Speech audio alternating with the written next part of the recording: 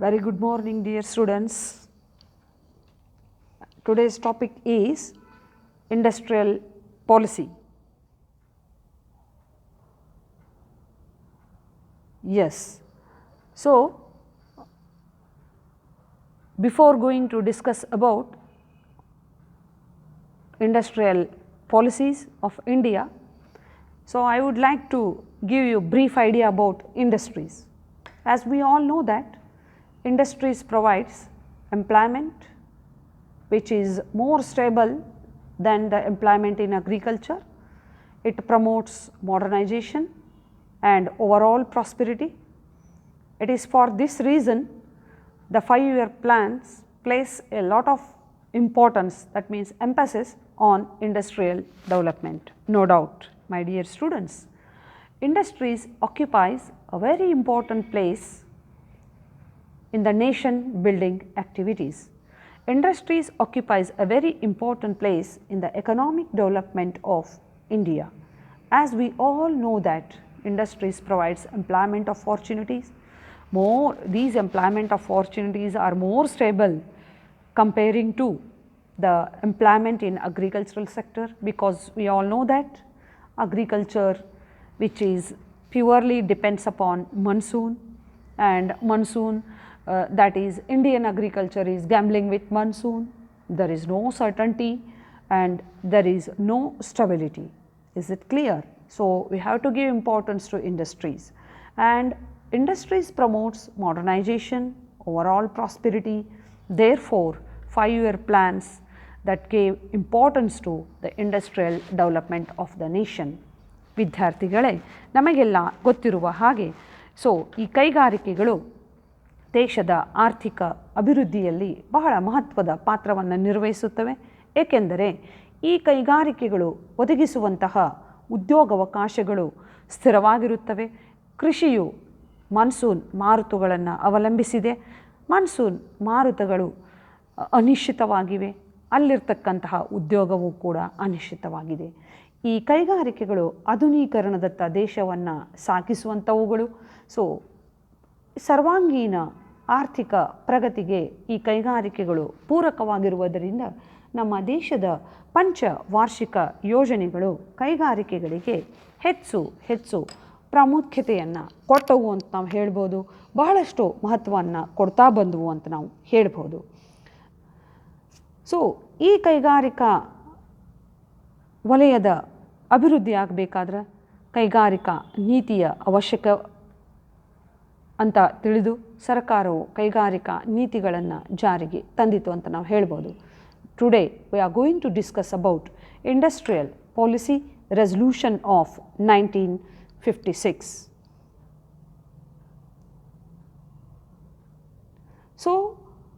What is industrial policy? The term industrial policy, it refers to the government policy towards industry, their establishment, their functioning, their growth, their management. The industrial policy indicated the respective of public sector, private sector, joint sector and cooperative sector, small, medium and large scale industries, and underlined the national priorities. Yes, industrial policy specially implemented for the development of these all public, private, joint sector and cooperative sector.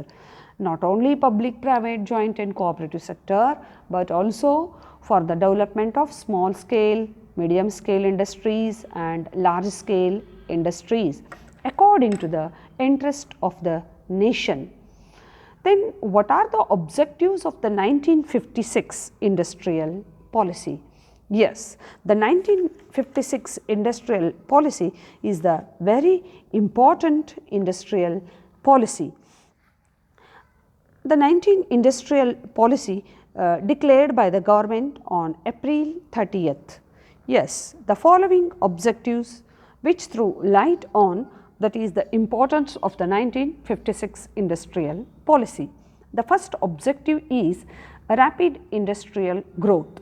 The industrial policy of Government of India is aimed at increasing the tempo of industrial development.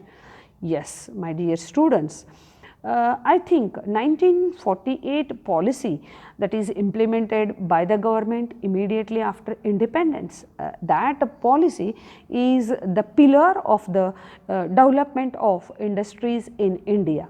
But 1956 policy, it is the very important policy, because the 1956 industrial policy introduced after the introduction of the first 5-year plan. So, the 1956 industrial policy aimed to bring rapid industrial growth in Indian economy. And the second one, balanced industrial development. Yes, this is the very important objective.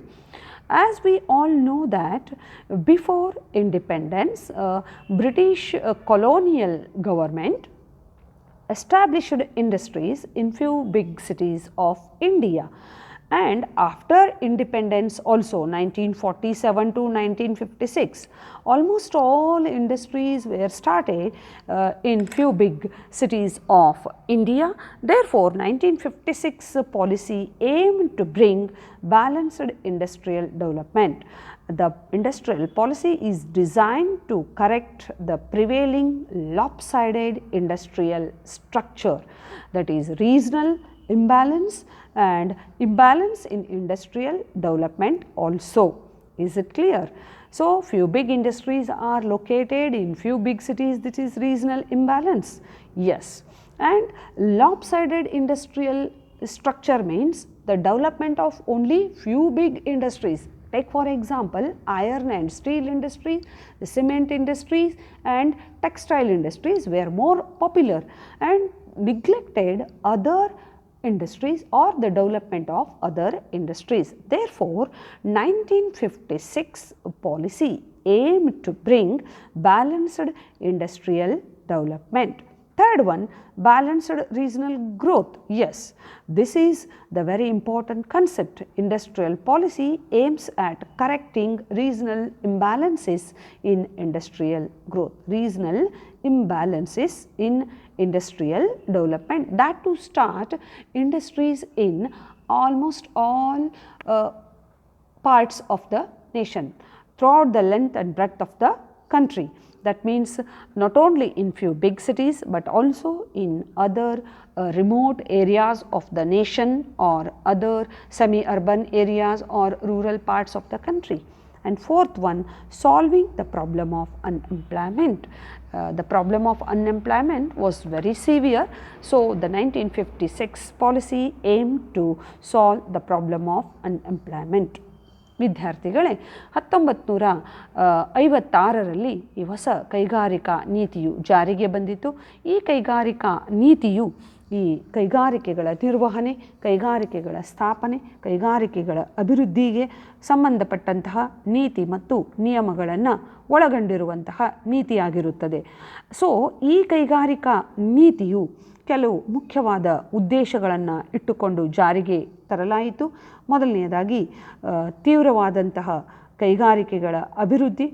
ಅದು 1948ರ ಕೈಗಾರಿಕಾ ನೀತಿಯು ಈ ಮುಂದಿನ ಕೈಗಾರಿಕಾ ನೀತಿಗಳ ಒಂದು ಮುಖ್ಯವಾದಂತಹ ಬುನಾದಿಯಾಯಿತು ಅಂತ ನಾವು ಹೇಳ್ಬೋದು. ಅದು ಹಾಕಿಕೊಟ್ಟಂತಹ ಮಾರ್ಗದಲ್ಲಿ ಕೈಗಾರಿಕಾ ಕ್ಷೇತ್ರವನ್ನು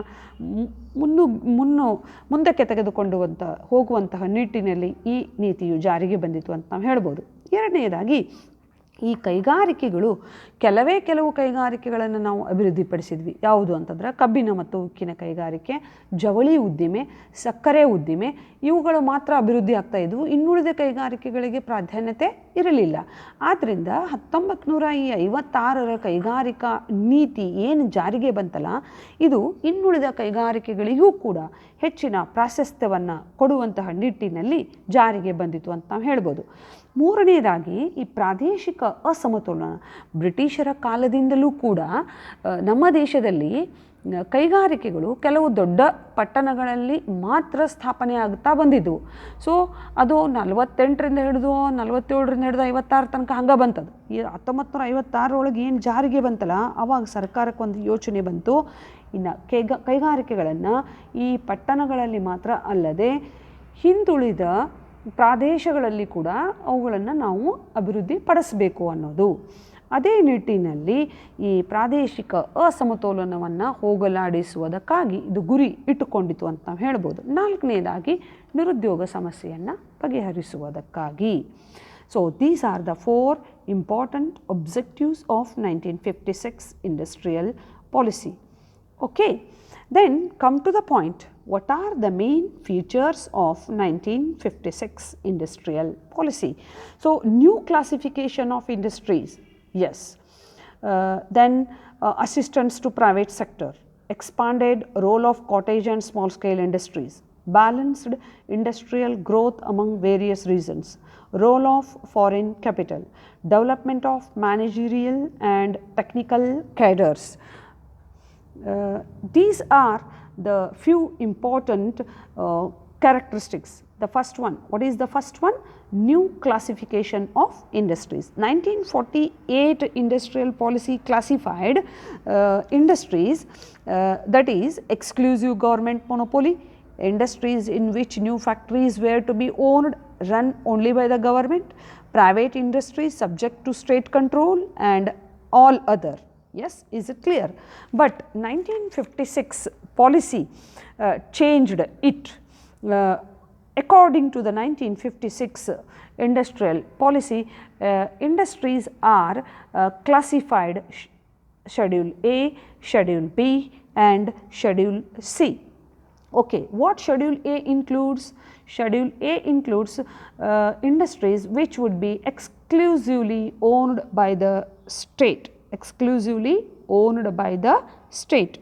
There are 17 industries in this schedule. Example, manufacture of arms and ammunitions, atomic energy, iron and steel, mineral oils, aircraft, air transport, railways, shipbuilding, telephones, electricity, etc.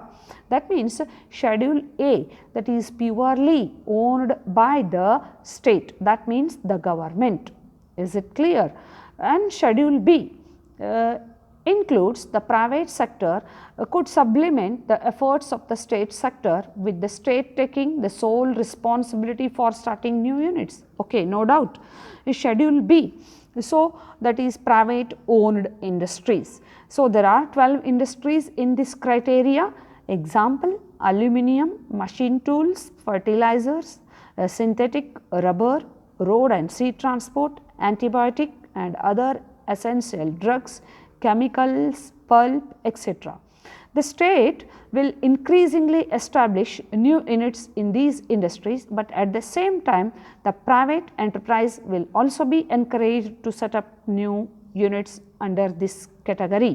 Schedule B is very important category, including the private sector, which supplements, could support, that is government also. Is it clear? And Schedule C consisted of the remaining industries which were to be in the private sector. So whatever that is allotted for Schedule A goes to Schedule A, and B allotted industries goes to Schedule B, and the remaining, so industries are included in Schedule C. Yes, my dear students, ವಿದ್ಯಾರ್ಥಿಗಳೇ, ಈ 1956ರ ಕೈಗಾರಿಕಾ ನೀತಿಯು ಕೆಲವು ಮುಖ್ಯವಾದ ಲಕ್ಷಣಗಳನ್ನು ಒಳಗೊಂಡು ಜಾರಿಗೆ ಬಂದಿತು. ಮೊದಲನೆಯದಾಗಿ ಹೊಸ ವರ್ಗೀಕರಣ, ಕೈಗಾರಿಕೆಗಳ ವರ್ಗೀಕರಣ.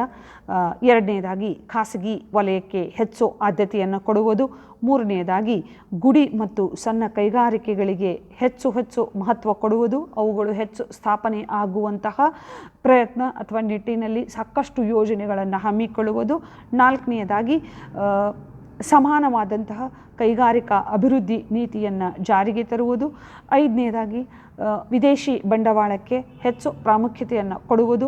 ಆರನೆಯದಾಗಿ ಈ ಕಾರ್ಮಿಕ ಮತ್ತು ಆಡಳಿತ ಮಂಡಳಿಯ ನಡುವೆ ಇರತಕ್ಕಂತಹ ಹಲವಾರು ತಾಂತ್ರಿಕ ಸ್ಥಾನಮಾನಗಳ ಅಥವಾ ನಿರ್ವಹಣಾ ನೀತಿಗಳನ್ನು ಜಾರಿಗೆ ತರುವುದರ ಅಂತ ಇಲ್ಲಿ ಹಾಕಿಕೊಳ್ಳಲಾಯಿತು. ಮೊದಲನೇದಾಗಿ ನೋಡೋಣ ಬನ್ನಿ, ಕೈಗಾರಿಕಾ ವರ್ಗೀಕರಣ ಯಾವ ರೀತಿ ಆಯಿತು ಅಂತ.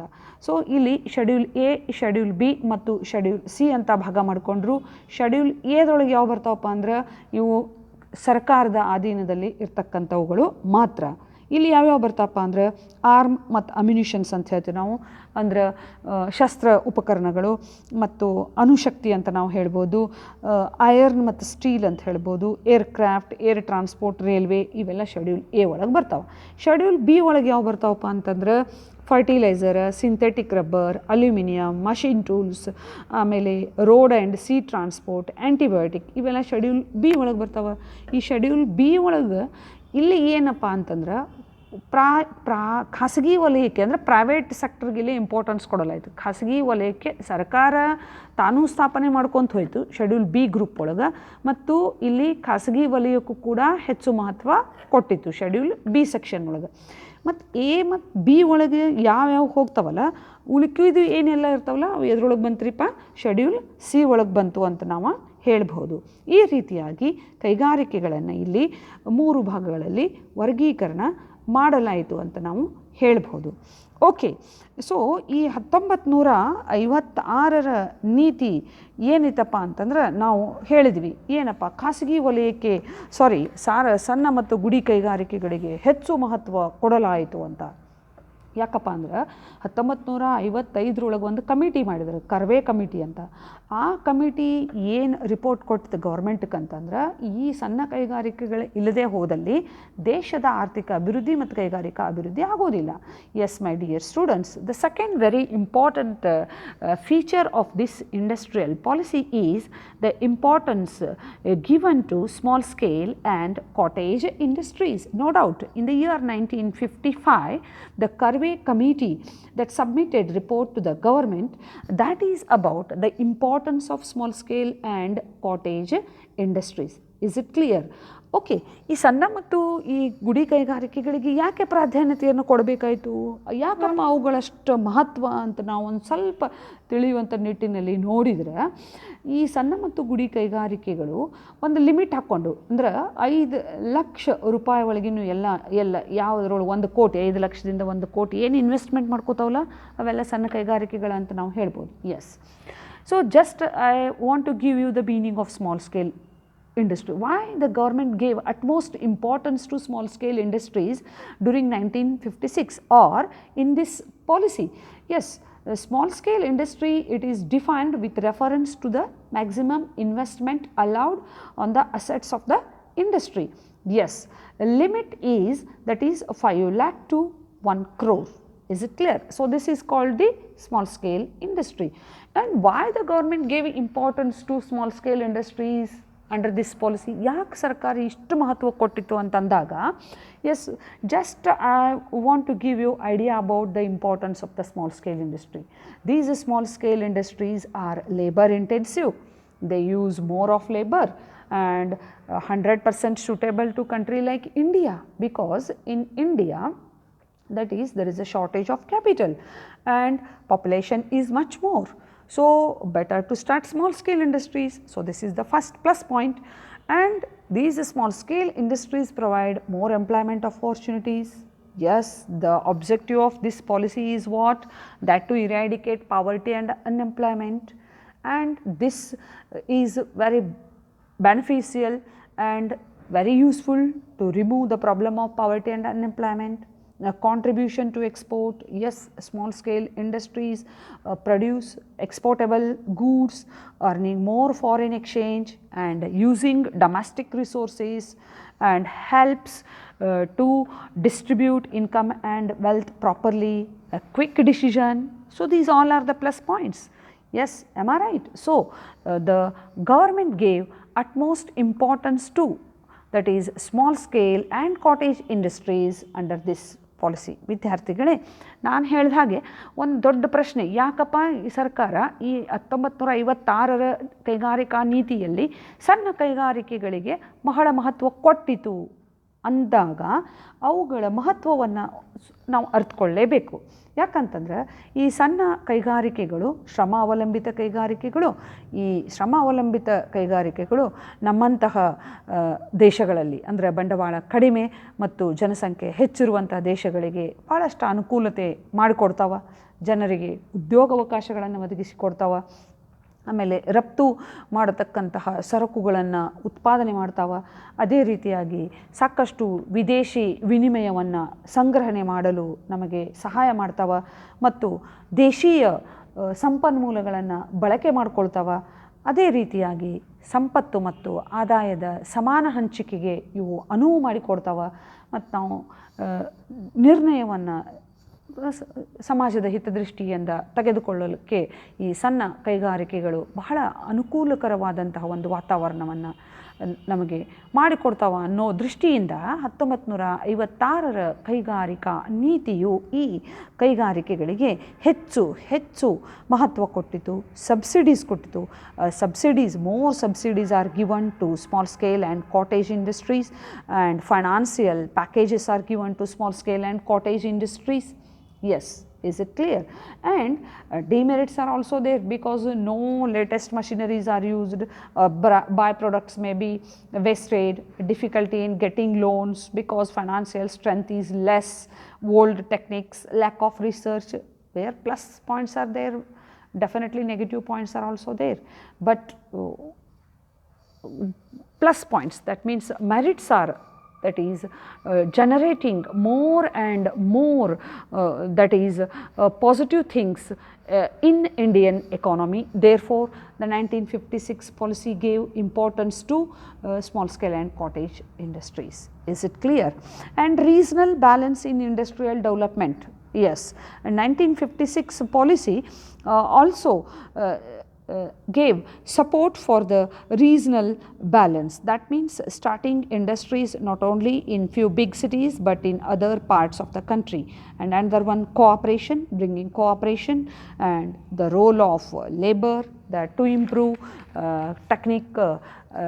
techniques and managerial support between working class and managerial class, and giving utmost importance to foreign capital. No doubt, my dear students, but the critics point out that the policy could not produce the necessary economic climate.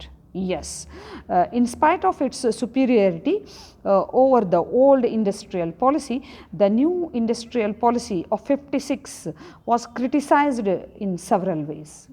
What they mentioned, critics point out that ಯಾಕೆ ಈ ಟೀಕಾತ್ಮಕವಾದಂತಹ ಒಂದು ಹೇಳಿಕೆಗಳು ಬರಲಿಕ್ಕೆ ಪ್ರಾರಂಭವಾದವು ಅಂತ ನಾವು ಹೇಳ್ಬೋದು. So what are those criticism? Critics pointed out that the policy could not produce the necessary economic climate for the smooth working of the private sector, and argued that importance given to only, that is public sector, neglected private sector, etc., and government failed to bring socialistic pattern of society and failed to bring equality and fraternity, failed to reduce the disparities, etc. So critics raised these all criticisms. Yes, ವಿದ್ಯಾರ್ಥಿಗಳೇ, ಈ 1956ರ ಕೈಗಾರಿಕಾ ನೀತಿ ಸಾಕಷ್ಟು ಟೀಕೆಗೆ ಒಳಗೊಂಡಿತು.